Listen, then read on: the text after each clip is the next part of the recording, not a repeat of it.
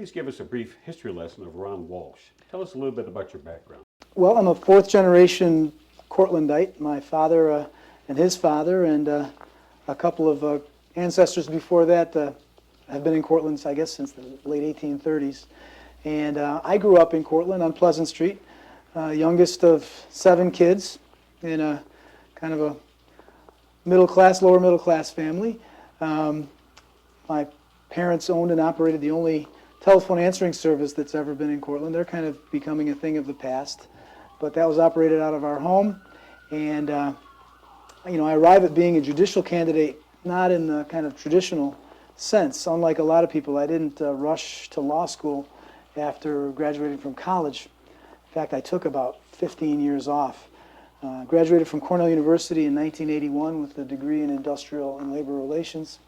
And after selling insurance for about a year, I joined my family business, the telephone answering service, which I purchased from my parents after a few years, and I operated it for 10 years. And along the way, I kind of got involved in politics. I guess when I was 23 years old, I was approached by the late Victor Behu about running for Common Council in the city of Cortland. And I hadn't really thought about that as something that I would be interested in doing or a career path, but I enjoyed the challenge and ran, and much to my surprise and everybody else's, I managed to win by about 60 votes. And I found that I kind of really caught the public service bug in that job. You know, someone would call about the street needing to be cleaned or about a pothole, and I was able to make the necessary phone calls and take care of those problems, and I found that people appreciated it, and I found it really gratifying because it was not a difficult thing to do, but made a big difference for people's lives.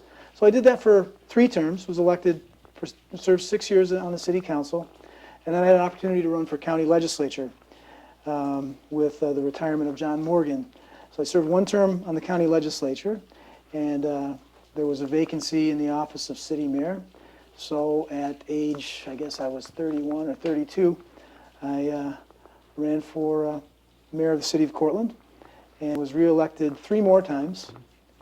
And with this interest in public service and public administration, I took the opportunity to earn a dual degree in public administration and law, and I earned my degree, my 2 degrees in 1999, which happened to be the end of my 4th term as mayor. So I finished my 16 years in public office with the countdown on Main Street at the end of the millennium. That was, of course, on January 1st, 2000. And 3 weeks later, I was admitted to the bar and worked for a firm in Syracuse for about 4 years, and came back to Cortland and have been here ever since. What made you want to run for judge? Well, it's something that I thought about for a very long time. Of course, had a long time interest in public service, as I said, from age 21 or 23.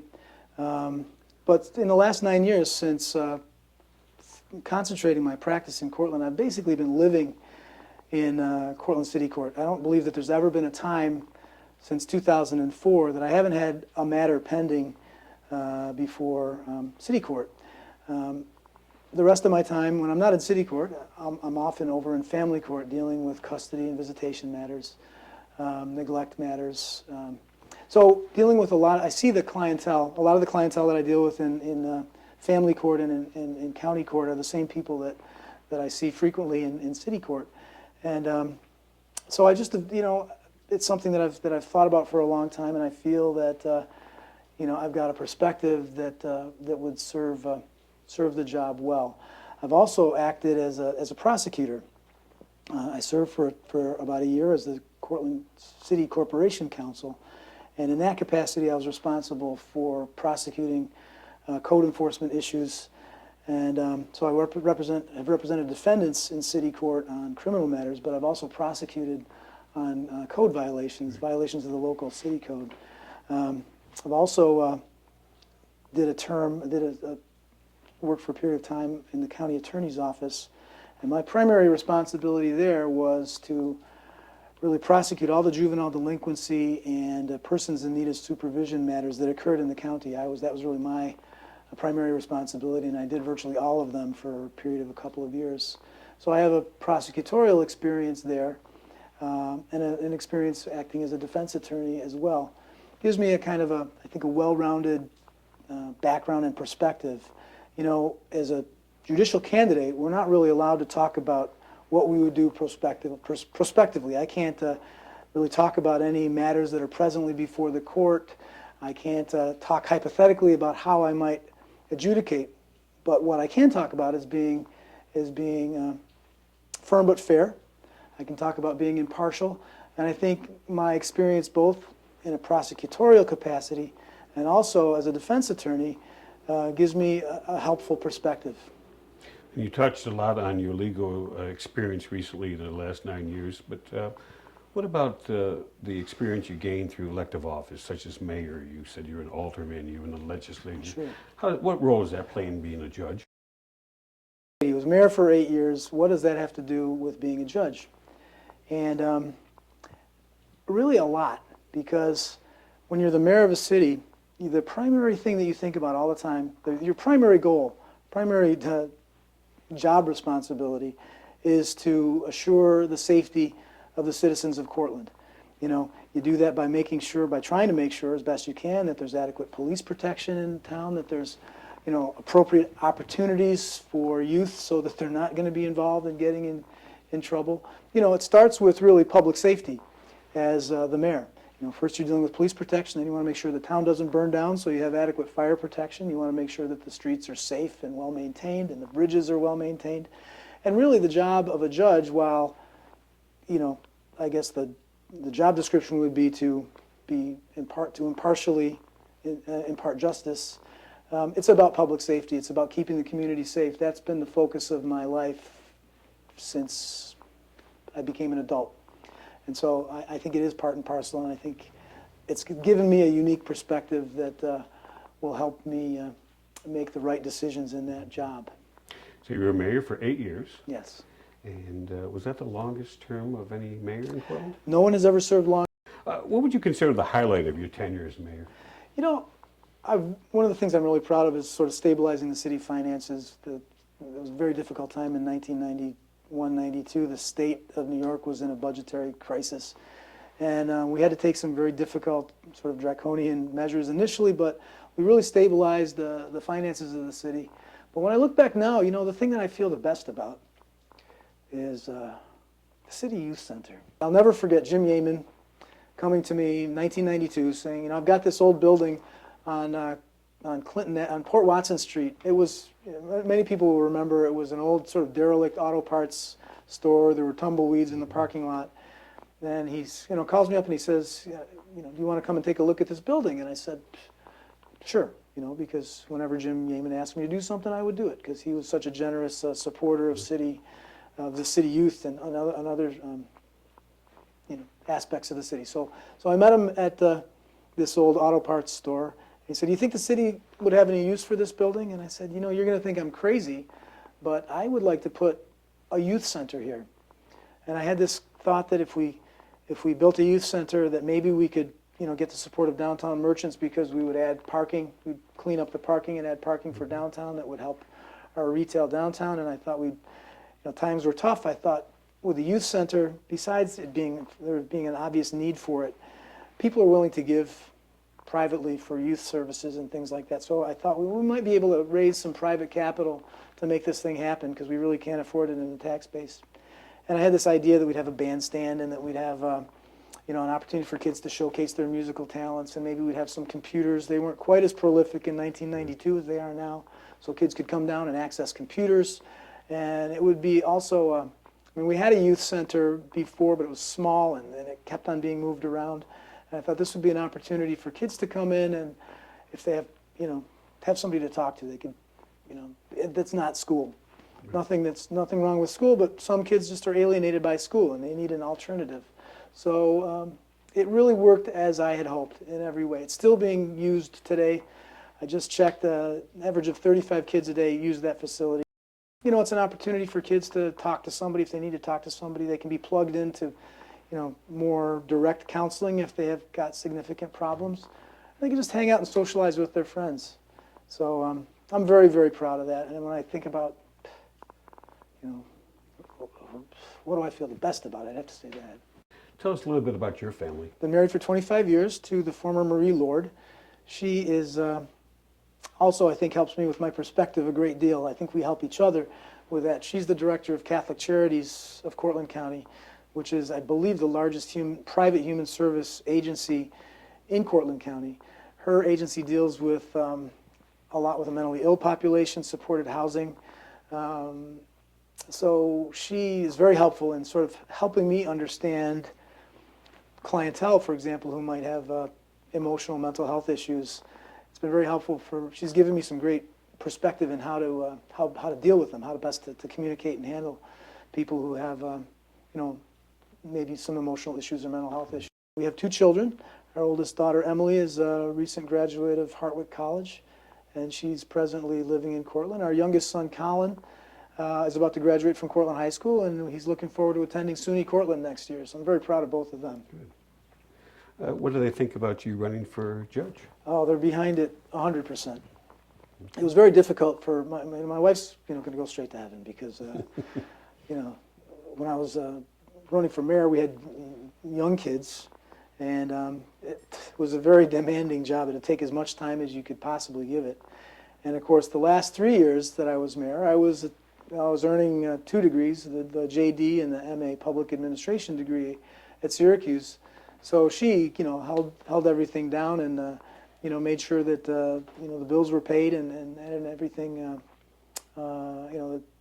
basically held down the fort while I was earning my degrees in Syracuse and also serving the citizens of Cortland as their mayor. Sounds like a great partnership. By your comments, I can feel how important your family is to you. What role can a city court judge have in helping moms and dads in the Cortland community make a city a safer, more secure place to raise children? I can tell you that, from my perspective, safety is sort of job one for a judge. And I think, for me, having had a couple of children who, and having, of course, we've all been children ourselves, but being a father of a son and a daughter, I know that they make mistakes and they make errors, and I think that's a helpful perspective to have for a judge. Could you provide us with some insights by explaining the court services and then relate some of your knowledge and experience? City court deals primarily with petty crimes, misdemeanors. Any crime really that originates in Cortland typically passes through city court, but the jurisdiction goes to misdemeanors and violations, and city code violations, and also landlord-tenant matters, and small claims. What exactly is drug treatment court, and what are your impressions? Well, I think drug treatment court is a really, really important tool that we have in the judicial system in Cortland, in the city of Cortland and in Cortland County. And it's particularly important from my perspective. And one of the things that's really alarmed me in the past few years is the impact that substance abuse and addiction is having on children and families and in the community in general in Cortland, particularly methamphetamine and crack cocaine and prescription drug abuse. I'm just seeing more and more of that, and I see it from every perspective of my practice, from dealing with parents in family court on custody matters, from representing children in neglect matters, representing parents in neglect matters, and of course representing defendants in the criminal justice in Cortland City Court. Now, a lot of the people who are facing criminal charges in Cortland City Court are not necessarily evil people. They're people with addictions, and but we can't, as a society, tolerate just the free use of substances, and it's obvious the problems that it causes. So drug treatment court is an opportunity. It's an alternative to sending people to jail. It's I kind of refer to it as super probation. In drug treatment court, and it's presently administered, or it's presently presided over by the Cortland City Court judge. People who've been, not people who are involved in the sales. It's been a policy generally not to allow participants who are involved in the sale of drugs to participate in drug treatment court. But if it's somebody who's got a substance abuse problem and it's created other issues for them that's gotten them in the criminal justice system, in lieu of going to jail, or maybe in addition to going to jail, they participate in drug treatment court. They have to meet once a week as a group in treatment court. They collectively talk about how long they've remained abstinent. They're subject to random drug tests and alcohol tests. If they fail a drug or alcohol test, they can be subject to sanctions such as, imprisonment for a period of time. They can be required to do community service, but there's a consequence imposed to the abuse, to failing in drug court. And but there's a carrot at the end. If they successfully complete drug court after usually a year, they may have their sentence commuted, or they may have, if they're facing a felony charge, it may wind up as a misdemeanor charge. But the most important aspect of it is it really keeps people on a tight leash and forces them really to toe the line. It also is cost effective, because when you're not sending people, it's a whole lot cheaper to have someone show up in court and test them randomly for drug and alcohol and give them counseling, provide some counseling, than it is to incarcerate someone. So it makes sense on a lot of levels, and it's something that we need to, I think, build on. Next, the Integrated Domestic Violence Court. What is it, and what's its purpose, and what has your involvement been in this? Well, Integrated Domestic Violence Court is actually something different from drug treatment court. You could say that drug treatment court is sort of therapeutic, and that's not really the intention for Integrated Domestic Violence Court. What happens in that court is if you've got an individual who's involved in a criminal matter, but also a domestic violence matter that maybe gets them in family court and gets them in a custody dispute or gets them in a family offense situation, or even a neglect situation, it really puts everybody in front of the same judge. So where in the past you might have the same cast of characters being in city court on an assault charge, being in family court on a domestic violence or family offense petition, like an order of protection, and being in Supreme Court on a divorce matter, it gets them all in front of the same judge. And it gives that judge the perspective of the full picture of what's going on, and you can get consistent outcomes. So it makes a lot of sense. I've represented a number of clients in Integrated Domestic Violence Court, and I find that it's taking a step back as the representative. I find that it's helpful in that it provides the full picture for what's going on in the situation, and I think it leads to better outcomes. Good. You've conducted much legal work protecting children. Could you provide us some background on your experience? And I have this one question: what are the rewards of being an attorney for children? That's really one of my favorite things to do as an attorney now, acting as an attorney for children. It used to be referred to as the Law Guardian Panel, and a couple of years ago they really sort of changed the nomenclature to the Attorneys for Children Panel, and that kind of makes sense, because the notion is that you're not their guardian, you're their attorney. Just as the parents have an attorney in a matter, the children have an attorney. And you want to kind of empower those kids and make them feel like they have a voice in the process. So I've represented children, as I've been doing that since about 2005, and it requires regular training to maintain a place on the panel. So represent children in custody disputes, represent children in neglect matters where they've been the subject of alleged neglect by their parents. And I've represented children in juvenile delinquency and persons in need of supervision matters, where they've been accused of, where if they were over the age of 16, they would be in the criminal court. If you're under 16, typically you're in family court. So I've represented them as a defendant in that capacity. It's very rewarding because, it's about fixing the kids. It's not about punishing them if you're dealing with them in a juvenile delinquency circumstance. as a county attorney, I was on the flip side of that. I was the guy who kind of prosecuted them, but that was nice because it was about fixing them. You know, they're young and they're reparable and they're all redeemable.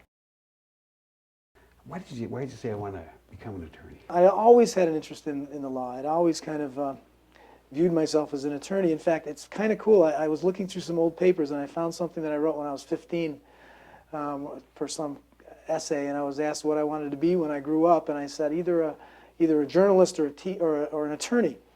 And I thought, wow, I'd forgotten that. So it's kind of given my skill set, it made sense for me to really go for the law. And you know, my wife was very encouraging and supportive of that choice. Also, as mayor, I dealt with a lot of legal issues, dealt with a lot of attorneys, and I just became more and more interested in the process and in the way attorneys are trained to address problems. So that's kind of how I got there. And you also got a degree in public administration? Yes. And what was that about? Well, of course, I had been in public office for, I guess, 15 years by then at the time that I went back to school. And I had always had an interest in public service. And when I learned that Syracuse University offered a dual degree program in law and public administration, I said, this just makes perfect sense for me. And I wasn't sure where my career would go at that point, whether I would get involved more with the administrative aspects of the law. Didn't want to leave Cortland, but I was really interested in public administration. It was fascinating to study that as a guy who was a mayor at the time, because I got a chance to see the academic end of things that I was actually living day to day in real life. And I was very impressed with the Maxwell School at Syracuse. I found that the professors generally got it right. Generally, my observation of the way policy development works in its most effective way is how they were teaching us to do it. Okay. So here you are, a non-traditional student, pursuing a law degree and a degree in public administration, and you're the mayor. How do those sub-skills that you use, the subset of skills that you use to do that, how do they apply to your role as a judge? Well, for one thing, it had to be a quick study. I mean, I managed to complete 95 or 96 credits in 3 years. I had to pick up a lot of new information. Obviously, as a judge, there's going to be a lot of new information that I'm going to have to pick up, but I'm used to working a pretty crazy schedule. In the middle of my second year, first semester of my second year in law school, I also had to run for re-election. I wouldn't want to have to do that again. So I'm used to, I know what hard work is like, and I'm able to, I was able to at least develop the ability to, I think, pick up information fairly quickly. What did you do directly after law school? Directly after law school, I worked for a firm in Syracuse, a firm of about 40 attorneys. I was primarily doing transactional work, did a little bit of litigation, but it was a great experience. 40 very, very talented attorneys, all with areas of specialty, so I got exposed to a whole myriad of aspects of the law that I, had I worked for a solo practitioner right out of law school, I wouldn't have had that opportunity. My work there concentrated in municipal law. It made a lot of sense. I had just come from 16 years in municipal government. So I represented, I did a lot of work for the village of Manlius and some of the towns in Syracuse, and did that for about 4 years, and then I had an opportunity to relocate my practice to Cortland. So I formed a partnership with another local attorney, did that for 4 years, and then had an opportunity to go off on my own, and have been doing that since 2008. And really, since coming back to Cortland, my practice has concentrated and focused on criminal law and family law. I do a little bit of everything, estates and real estate, but primarily criminal. I would say that a good 65–70% of my practice is criminal and family. For the past 9 years or so, you have practiced law in the courtrooms of Cortland City, County, and family courts. What do you think are the biggest challenges facing our community in general and the courts specifically? Well, one overarching problem that has really struck me in the last couple of years is the proliferation of substance abuse and addiction in our community. Methamphetamine use and manufacture, crack cocaine, and prescription drugs. And I see from the family court and from the city court the impact it has on the youth in our community, on families, and on the fabric of our community in general. It affects crime, it affects families, and it's something that we really, really need to address. I think it's the most significant issue. Okay. Your campaign slogan is, "The right kind of experience." What is it about your background that gives you that right kind of experience? Well, I wouldn't trade the experience that I've had growing up in Cortland, the youngest of seven siblings, operating a local business in Cortland, and most particularly the last 9 years representing hundreds of individuals in Cortland City Court. I wouldn't trade that experience for having made 17 arguments before the United States Supreme Court. It's the right kind of experience for a judge of the City Court of the City of Cortland. What kind of a judge would you be? Well, I think any judge worth his salt is going to endeavor to be firm but fair. What I think the voters of Cortland need to consider is what is the experience of the individual and how is that going to inform that person's judgment in making firm but fair determinations. I've got the right kind of experience to do that. As we conclude, please answer this question for the citizens of the City of Cortland. Why should I cast my precious vote for Cortland City Court Judge for Ron Walsh? Well, Bill, I've devoted the better part of my adult life toward community service and serving this community, serving Cortland. I eat, sleep, and breathe the City of Cortland. I care immensely about the City of Cortland. I've spent my better part of my adult life trying to keep the City of Cortland safe for 8 years as mayor, for 9 years in my own way in my private practice, and I'd like to continue that service as Cortland City Judge. That's why I'm the right choice with the right kind of experience.